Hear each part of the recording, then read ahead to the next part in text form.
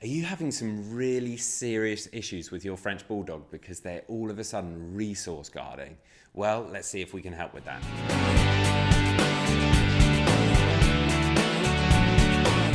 Welcome back to the Fenrir French Bulldog Show. My name's Joe and I'm a certified canine leader here at FenrirCanineLeaders.com. We are dedicated to helping you learn everything you could possibly want to know about the French Bulldog and then how to become a high-level canine leader so you can raise your very own. So if you're new here, don't forget to subscribe and turn on that notification bell so you never miss a future upload. Resource guarding can be a really serious issue in your home. So if this is something you're struggling with your French Bulldog, it needs to be sorted out. So today we're going to be tuning into a webinar that the canine behaviorist and founder of FenrirCanineLeaders.com, Will, has recorded all about resource guarding and how to deal with that with your dog. So over to you, Will. So in this quick-fire webinar, let's talk about resource guarding. Now, if you're interested in potentially moving into a career as a canine behaviorist, or you're an owner that has a dog that is suffering from resource guarding, it is an incredibly difficult behavior to find a way to address, overcome, and move forward from. And like I say, if you're going to go into the realms of working in this field and helping clients with those difficulties, you are going to find that resource guarding is going to be a very common behavior problem that you're going to have to be addressing. Now, these mini webinars aren't designed to go into depth of modification and rehabilitation programs for these quite complex canine behaviors. Now, when it comes to resource guarding, I could do week-long seminars dedicated to resource guarding alone. So what I'm going to try and do is condense all of that down into a few minutes to give you the 30,000 feet view of this kind of problem. Now, for me, resource guarding is absolutely the canary down the mine of much bigger problems that are either already happening or are going to happen. And it's one of those things I like to get on top of as quickly as possible the second resource guarding starts to become an issue. Now, if you've been around Fenrir for any amount of time or seen any of our training principles, theories, or methodologies, you'll understand that the number one priority that we always discuss is around calm, consistent leadership from yourself as the canine owner to build that wonderful relationship with your dog that then opens up communication pathways. Resource guarding for me is a very clear indicator that that calm, consistent leadership is not there. A dog in a loving, trusting relationship with an owner who it impeccably sees as its calm, consistent leader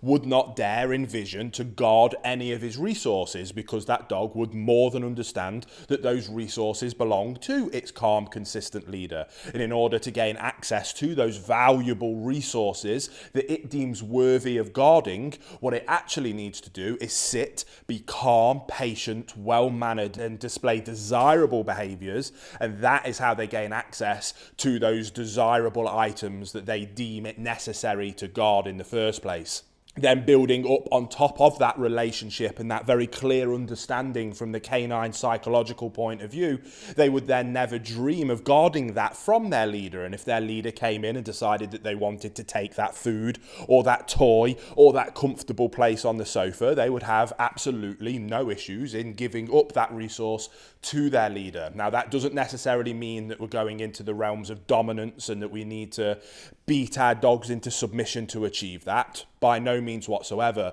But a dog that doesn't resource guard is a dog that has a relationship built on trust and leadership from its owner. That will be a relationship based on love and calm, consistent guidance from its owner. An owner who knows how to be a calm, consistent leader and who can enforce those rules, boundaries, and expectations implicitly. Hey guys, very quickly, I just wanted to ask, are you following us over on Instagram? If you're not, there's two accounts I would love for you to check out. The first one is our brand account, at Fenrir Canine Leaders, where you can see more about our industry-leading products that we create. If you're interested in following me personally, that's at I am Will Atherton, where you can see behind the scenes of me working with some of the most extreme behaviour cases in the world and what it takes to run these kind of YouTube channels. And maybe if you just want to be able to come over and chat with me, that's the place for you. So there'll be links down in the description box for both of our Instagram pages. I'd love for you to come and check them out, and hopefully we'll chat over there. Now, when it comes to resource guarding, there is a few behaviour modification or rehabilitation things that we can come in and do some quite quick kind of corrections and modifications of those behaviours, but it doesn't really address the root cause of where the behaviour comes from. Now, with some of the cases that I work on, we might be looking at a dog that is due for euthanasia that day. So we have to jump straight in and be able to correct those behaviours quite quickly. When we're working with owners that are facing resource guarding as a problem, we usually have more time. Now, that is why I developed my bootcamp program. The bootcamp program has been used by thousands of people now and is used for a wide variety of different behaviour problems because it's built on the foundation of being able to help the leader become a high-level canine leader, or the owner, to become a high-level canine leader, restructure that relationship with their dog to then be able to open up those communication pathways that have been missing. So they haven't been able to tell the dog what they do want nor what they don't want from the dog. And in this case, resource guarding. So I always think that absolutely the priority to fix resource guarding is around restructuring the relationship. Now, again, we can talk for hours and days on that topic alone. But if you are interested, there will be a link down to my bootcamp program in the description box below. So if you're struggling with resource guarding, I highly advise that you check out that and put your emphasis on, first of all, becoming a high-level canine leader yourself, or helping your client to become a high-level canine leader, restructure that relationship with the dog. And once you achieve that, then you'll find that 9 times out of 10, resource guarding will just disappear on its own. And for that 1 time out of 10 that's left, you have a much, much better communication pathway where you can very quickly, easily, and without severe physical corrections, you can address resource guarding and make it very clear to your dog that that is not an acceptable behaviour. You can then redirect them to the desired acceptable behaviour of sitting quietly with good manners, waiting to gain access to that resource rather than trying to guard it in the first place.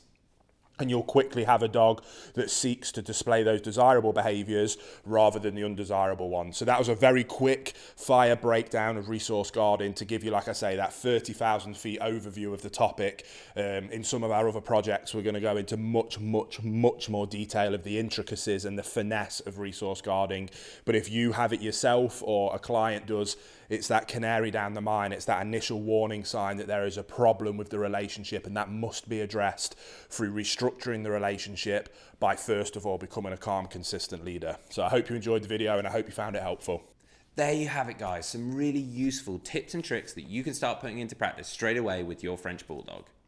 I really hope you enjoyed today's video. If so, get involved in the comments down below, as we would love to hear from you. Don't forget to subscribe and turn on that notification bell, as we have 2 dedicated videos coming here every single week. So I can't wait to see you in the next episode of the Fenrir French Bulldog Show.